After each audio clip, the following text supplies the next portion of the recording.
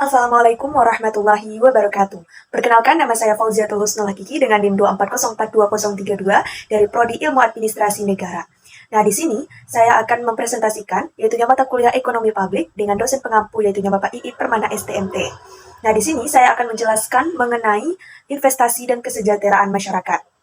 Nah, sebelum masuk materi, saya akan menjelaskan pendahuluan terlebih dahulu. Nah, investasi itu merupakan kebutuhan yang tidak dapat dipungkiri dalam kegiatan pembangunan, nah khususnya pembangunan ekonomi. Hal ini dapat dilihat dalam kajian maupun bidang ekonomi pembangunan. Nah, investasi merupakan salah satu faktor penting untuk memperoleh modal bagi pembangunan suatu negara. Nah, tujuannya, pembangunan di Indonesia ini adalah mewujudkan keadilan sosial bagi seluruh rakyat Indonesia.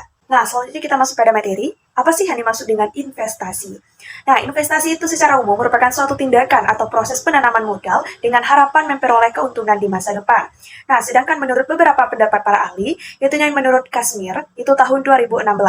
Investasi itu adalah pengeluaran UN yang dilakukan untuk memperoleh aset yang diharapkan dapat memberikan manfaat di masa depan.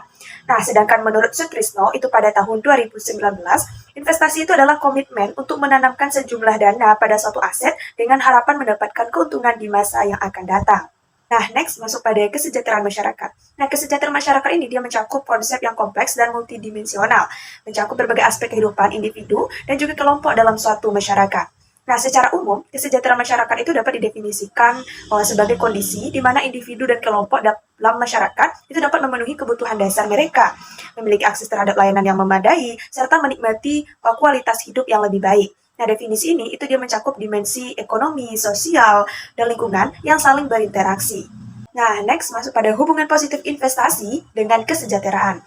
Nah, yang pertama, investasi itu memiliki kemampuan untuk menciptakan lapangan kerja.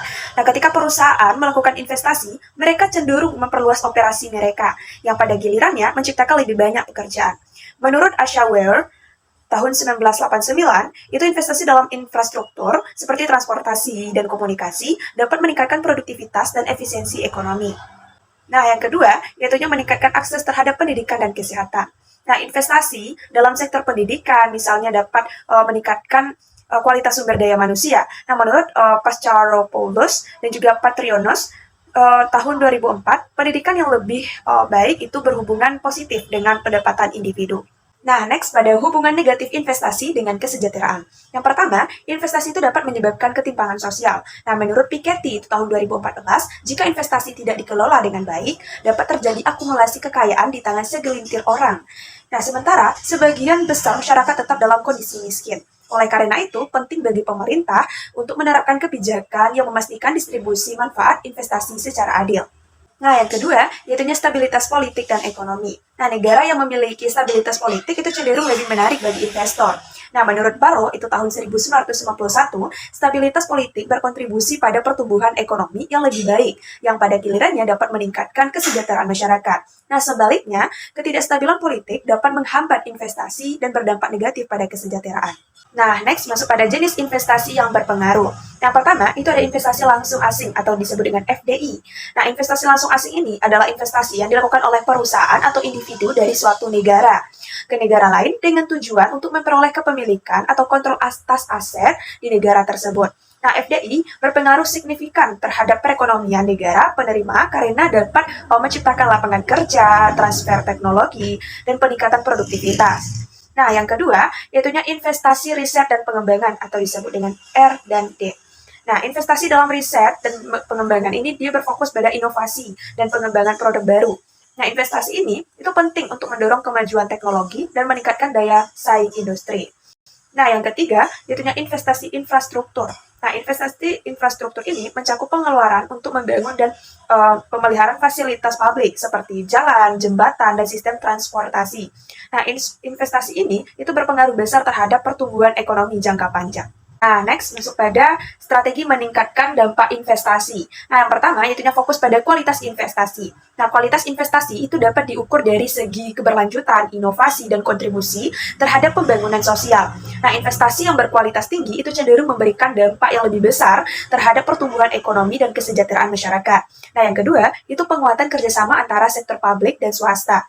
Nah, kerjasama antara sektor publik dan swasta ini itu dapat menjadi strategi efektif untuk meningkatkan dampak investasi. Nah, melalui kerjasama ini, itu sumber daya dan keahlian dari dua sektor itu dapat digabungkan untuk mencapai tujuan bersama. Nah, misalnya proyek infrastruktur yang melibatkan investasi swasta dapat mempercepat pembangunan dan meningkatkan akses masyarakat terhadap layanan dasar. Nah, dari materi yang sudah saya paparkan tadi, dapat disimpulkan bahwa investasi itu merupakan proses penanaman modal yang bertujuan memperoleh keuntungan di masa depan. Nah, sekaligus berperan penting dalam meningkatkan kesejahteraan masyarakat. Nah, investasi itu dapat menciptakan lapangan kerja, mendorong pertumbuhan ekonomi, meningkatkan kualitas pendidikan dan kesehatan, serta memacu inovasi teknologi. Nah, namun, investasi itu juga menghadapi berbagai tantangan, seperti risiko pasar, ketidakpastian ekonomi, regulasi, perkembangan teknologi, dan faktor psikologis. Untuk memaksimalkan manfaatnya, dibutuhkan strategi yang tepat, antara lain peningkatan kualitas investasi, kerjasama publik swasta, pemberian intensif, dan juga pembangunan infrastruktur, pengembangan SDM, serta monitoring dan evaluasi yang berkelanjutan. Nah, sekian presentasi saya pada kali ini. Wabillahi taufiq wal hidayah. Assalamualaikum warahmatullahi wabarakatuh.